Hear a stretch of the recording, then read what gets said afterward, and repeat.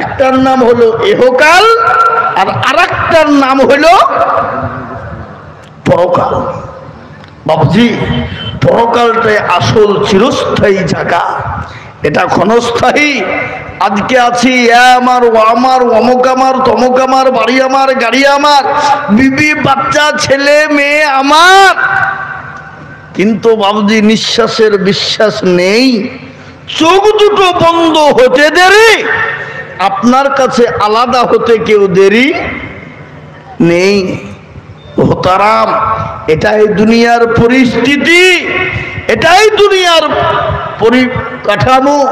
সুতরাং আমি আপনাদেরকে বলবো, বাবা আসুন আল্লাহর বড় হুকুম নামাজকে আমরা জীবনে ফিট করি। আজকে আমাদের ভিতরে নামাজ নেই।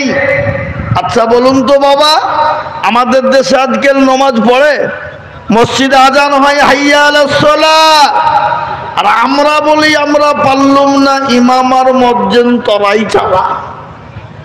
আমরা পানের দোকানে মাঠে ঘাটে বসে আড্ডা মারি, গেবাদ গেল্লা পরচর্চা পরনিন্দা করি, কিন্তু আমাকে যে নামাজ পড়তে হবে এই চিন্তাধারা ভাবনা আমাদের ভিতরে কারো নেই বাবা। হ্যাঁ বাপ, আজকে আমাদের দেশের লোক 100-র মধ্যে 98% লোক নামাজ পড়ে না। কি গো পড়ে? ক% পড়ে? 2%, তাই তো নাকি? এই 2%-এর ভিতরে এদের ভিতরে 1% লোকের নামাজ ঠিক মতো হয়, আর 1% লোকের নামাজ হয় না। যদি বলেন আপনি কি করে বুঝলেন, আমি বলবো কেন বলছি তা শুনেলেন। সে আত্মাহাতু জানে তো দুরূদ শরীফ জানে না, দুরূদ শরীফ জানে তো দোয়া কুনুত জানে না, দোয়া কুনুত জানে তো দোয়া মাসুরা জানে না, দোয়া মাসুরা জানে না, দোয়া সানা জানে না। ইন্না তাইনা কুল, দেখা যায় তার মধ্যেও 20টা ভুল। কি বলছেন আপনারা বলেন? না আপনাদের বর্ধমান জেলার লোকের ভুল নাই না? কি বলছেন আপনারা? হ্যাঁ, এই বাবুজি নমাজ তো পড়েই না, আর কিছু লোক আছে নমাজ পড়তে যাই বাবা সুবহানাল্লাহ, কখন মসজিদ থেকে বেরোবো এই চিন্তা আর ধারা ছাড়া তাদের ভিতরে নাই। মসজিদ যেতে দেরি, বেরোতে দেরি নাই। কি বলছেন আপনারা বলুন, ঠিক না? ঠিক। কিন্তু আমরা রেশনের দোকানে, আপনার কি বলে কারেন্টের লাইনে, ভোটের লাইনে ভোট দিতে গেলে ঘন্টার পর ঘন্টা লাইন দিয়ে দাঁড়িয়ে থাকি, কিন্তু আল্লাহর ঘরে গিয়ে 5টা মিনিট আমাদের সময় দিতে কষ্ট হয়ে যায়। কাকে দোষ দেবেন আপনি? কার কথা বলবেন? কবি বলেছেন, তনহামা দাগে দাগে সোদ বম্বা গোজা গোজা নেহা, সারা অঙ্গে ব্যথাবা কোথায় ওষুধ দেব এ জায়গা খুঁজে আমরা চিনি। হ্যাঁ ভাইয়েরা আমার, দরদি মুসলমান আল্লাহ ওয়ালারা আজকে আমাদের ভিতরে নেই।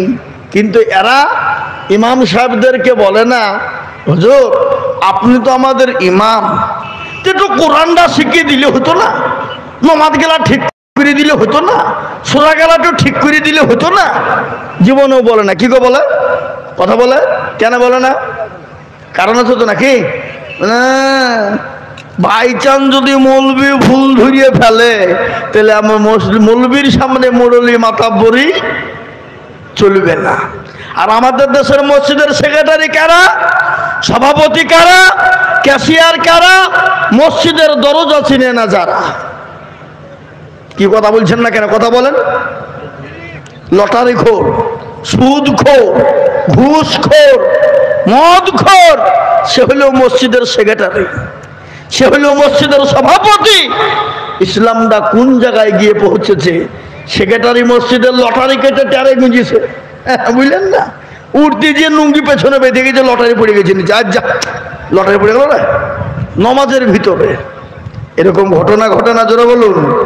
আজকে কোথায় যাবেন? কেন? পয়সা আছে, লাঠির জোর বানিয়ে দে। এটা ইসলাম নয়। আজকে বাবজি মৌলবীর কাছে শিখলো না কেন? ভুল ধরে ফেলবে। আর মৌলবীর কাছে শিখতে গেলে মাতাব্বরি আমার আর চলবে না।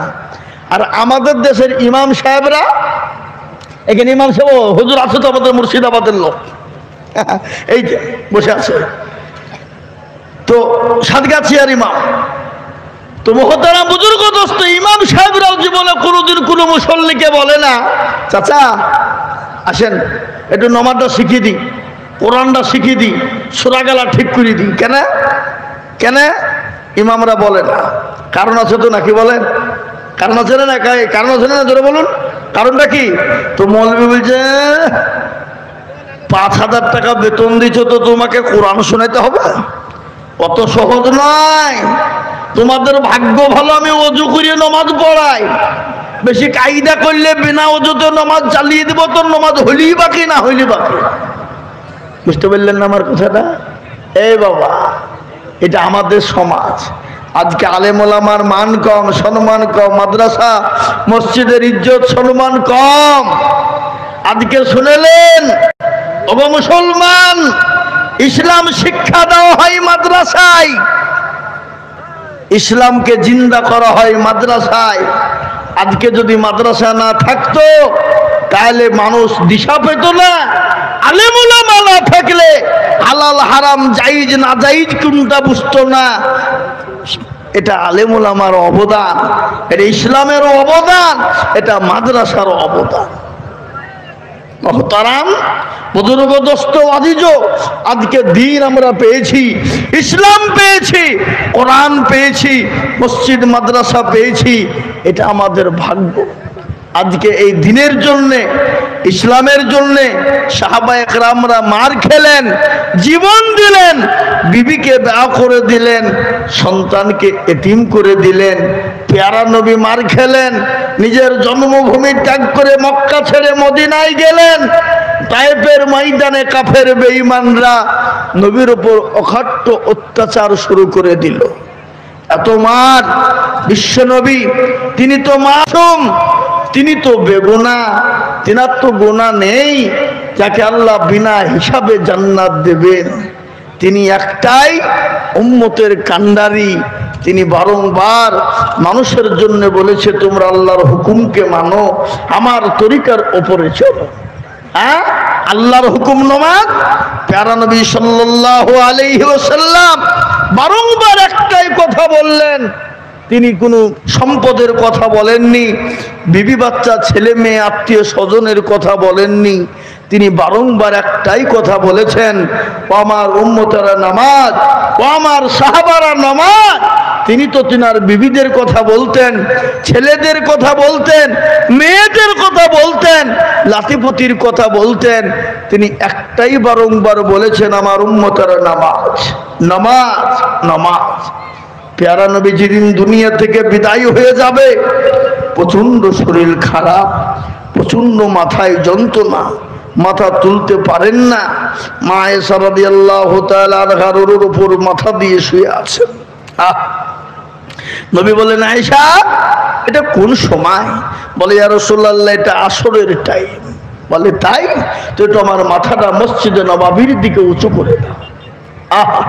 প্যারা নবীর মাথাটা যখন মসজিদে নববীর দিকে যখন উঁচু করে দেওয়া হলো রে বাবা, মসজিদে নববীর দিকে উঁচু করা হলো, প্যারা নবী বলছেন, উম্মে আয়েশা আমার মাথাটা তুমি নিচু করে দাও। প্যারা নবীর মাথাটা যখন নিচু করা হলো, মাথাটাই প্রচন্ড যন্ত্রণা সহ্য করতে পারে না, এতটাই যন্ত্রণা রে বাবা। রসুলের দুই চোখের কোন দিয়ে গড় গড় গড় গড় গড় গড় গড় গড় করে পানি ঝরে যায়। মা আয়েশা রাদিয়াল্লাহু তাআলা আনহা বলছেন, ইয়া রাসূলুল্লাহ, ইয়া হাবিবাল্লাহ, নবী গো আপনার চোখে পানি কেন? একটু দয়া করে মেহেরবানি করে বলুন গো রাসূল। নবী বলেন, আয়েশা এটা আমার দুঃখের পানি নয়, সুখের পানি রে আয়েশা। আয়েশা বলেন, ইয়া রাসূলুল্লাহ চোখের পানি আবার সুখেরও হয় নাকি? বলে, আয়েশা শোনো, আমি নবী দুনিয়ার দিকে চিরজনমের মতন বিদায় হয়ে যাব, কিন্তু আমি আজকে যে দৃশ্য কেন দেখলাম রে আয়েশা, আমার উম্মতি কিয়ামত পর্যন্ত তারা নামাজ আদায় করবে, নামাজ পড়বে, সেই উম্মতি আজকে নামাজ পড়ে না। ও মুসলমান দরদি, নামাজ কত বড় মূল্যবান সম্পদ, কত বড় দাম শুনলেন। প্যারা নবী সাল্লাল্লাহু আলাইহি ওয়াসাল্লামের সঙ্গে মা আয়েশা কথা বলেন। ইতিমধ্যে জিবরিল আলাইহিস সালাম এসে বলছেন, আসসালামু আলাইকা ইয়া রাসূলুল্লাহ। নবী বলেন, ওয়া আলাইকুম আসসালাম। বলো ভাই জিবরাইল, কি খবর তুমি এনেছো? নবীকে বলেন, নবী গো আপনি কেমন আছেন? বলে, ইয়া রাসূলুল্লাহ আপনি কেমন আছেন? আল্লাহ আপনাকে সালাম পাঠিয়েছেন গো নবী। কেমন আছেন?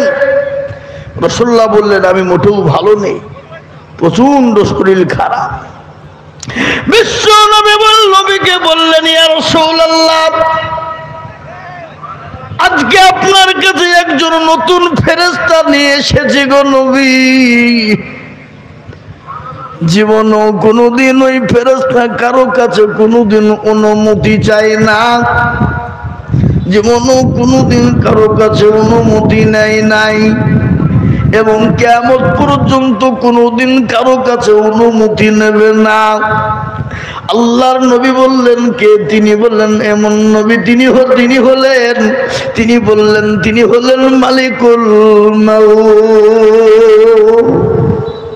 এ বাবা বর্ধমান ওয়ালারা, আপনার আমার সামনে যদি মালিকুল মউত আজরাইল হাজির হয়ে যায় তো আমরা কি করব?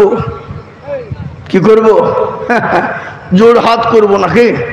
তাই তো? আমাকে একটু সময় দাও, টাইম দাও, বলবো কি বলবো না? প্যারা নবী বললেন, ও জিবরাইল আমার কাছে আজরাইলকে তুমি পাঠিয়ে দাও। বিশ্ব নবীর কাছে আজরাইল আলাইহিস সালাম গেলেন, নবীকে সালাম দিলেন। প্যারা নবী সালামের উত্তর দিয়ে বললেন, আজরাইল বলো খবর। বলে, নবী গো আল্লাহ আপনার কাছে আমাকে পাঠিয়েছেন গো নবী, আপনি যদি অনুমতি দেন আমি আপনার জানটা কবজ করব, আর অনুমতি যদি না দেন আমি সঙ্গে সঙ্গে ফিরে আল্লাহর দরবারে চলে যাব।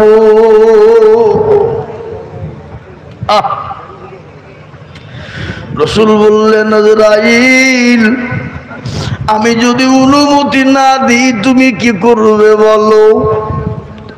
বলে, ইয়া রাসূলুল্লাহ আপনি অনুমতি না দিলে আমি চলে যাব।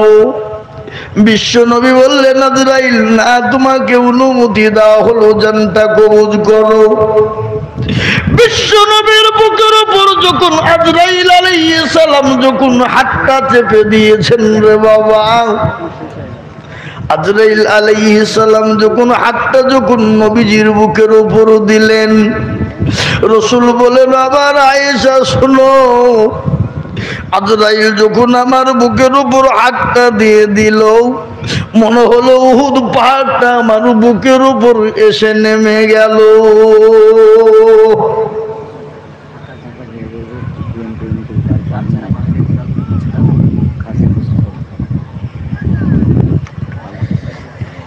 ভাই একটা কথা আপনাদেরকে বলি, মানুষ অনেক দাঁড়িয়ে আছে, বসার জায়গা পেছে না, তো সামনে আপনাদের অনেকটা ফাঁকা আছে, একটু দয়া করে আগে আসেন না। আসুন ভাই, একটু আগে আসুন, সামনের দিকে আসুন, সকলকে বসতে দেন, সকলকে বসতে দেন, একটু বসতে দেন।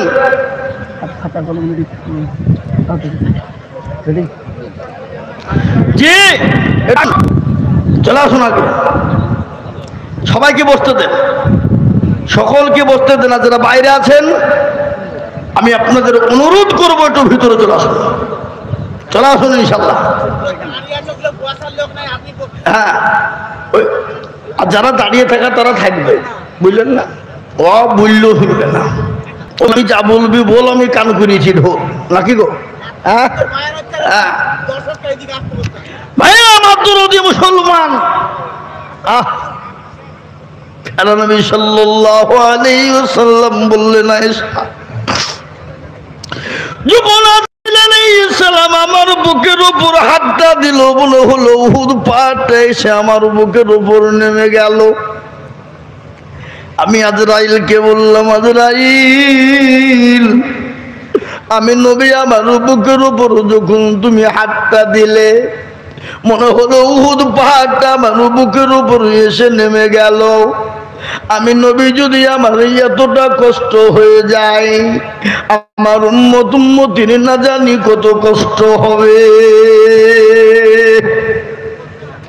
যে নবী নিজের ভাবনা ভাবে নাই, সমস্ত সময় তিনি উম্মতের কথা ভেবেছেন রে বাবা। ওই নবীকে আজরাইল আলাইহিস সালাম ডাক দিয়ে বলেন, নবী গো, ওগো প্রিয়